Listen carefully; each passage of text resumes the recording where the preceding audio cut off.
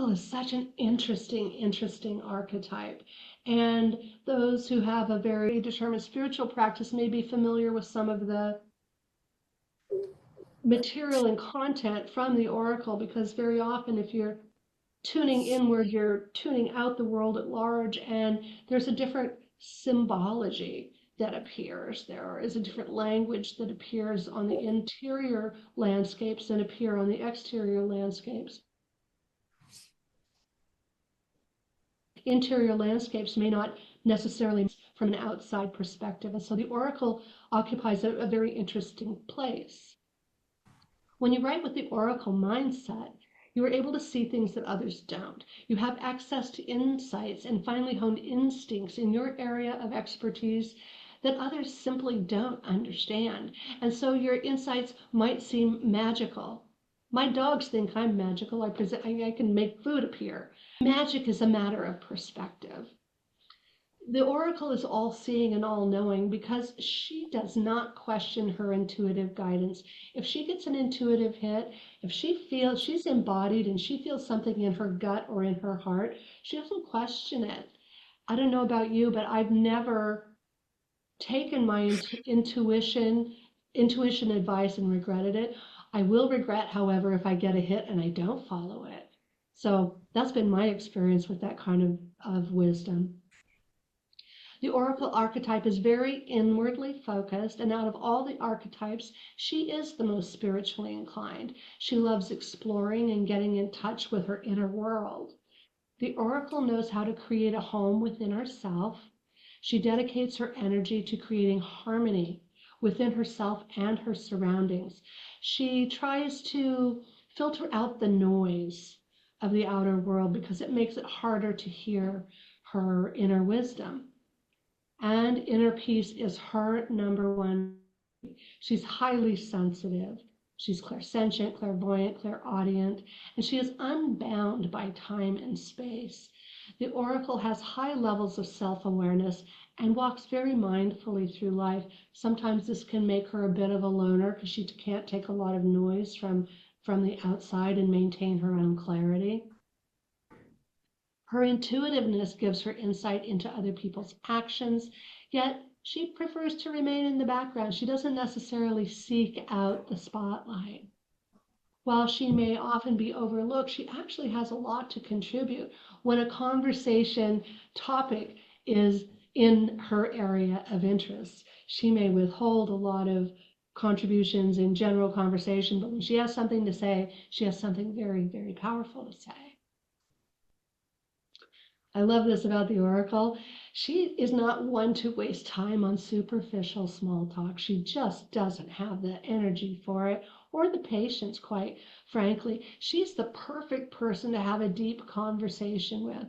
Her calm, reassuring presence can help ground the people around her. And when her loved ones are in distress, the Oracle is the rock that they hold on to because she's not swept by the tides of emotion of the outside world. She's very connected to the inside where there is that still, placid, calm place for her to maintain her equilibrium. The Oracle is not attached to the material world or emotions. Her priority is in finding meaning and in what she does and living an integrated life. Her path can be quite unique since she is deeply in touch with her soul's calling. She pursues her own path with vision and with passion. She maintains a sense of serenity and warmth that can make her very magnetic. Again, as I said, because she has such a deep inner stillness, people can find that very comforting and they're attracted to it. She often radiates an aura of profound wisdom and what we like to call old soul energy. She is a meticulous researcher as well, but I think it's an inner researcher. She's looking for inner truths. And she finds the finest minds to reveal to her what they know so she too can integrate those learnings and enhance her well-being and visionary exploration. And as a byproduct of that, those who follow or listen to her learn from her own personal development, achievements, and techniques. So we're going to write with the assistance of the oracle. This may be my favorite exercise of all.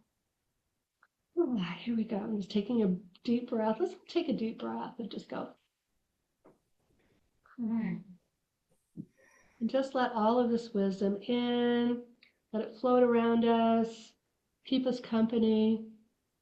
And now, again, I'm going to ask you to think of a piece of writing that is calling to you. Maybe it's a subject that wants you to explore what there is for you to know about it, or there's something that you want to share with your audience that is really kind of demanding your attention.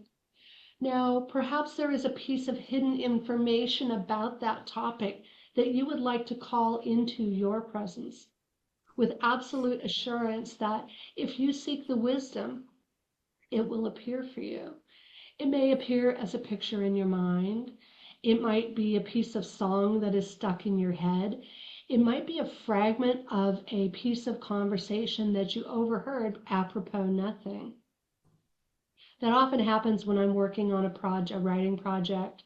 If I'm really tuned into the topic, information starts coming to me from all different directions, right? And indeed, he's nodding, Melanie's nodding. So imagine the magnificent oracle standing before you. Maybe you're in a beautiful palace or beside a placid blue lake. Close your eyes and take a breath and invite the oracle to wrap you in their warm and generous persona. What information does the oracle want to whisper in your ear about how to discover or uncover what is hidden from you at this particular moment? It's a really juicy kind of pretense for a journaling exercise. So when you have that in mind, I'm going to start the timer and we'll journal for 3 minutes on the oracle and revealing hidden messages. You go.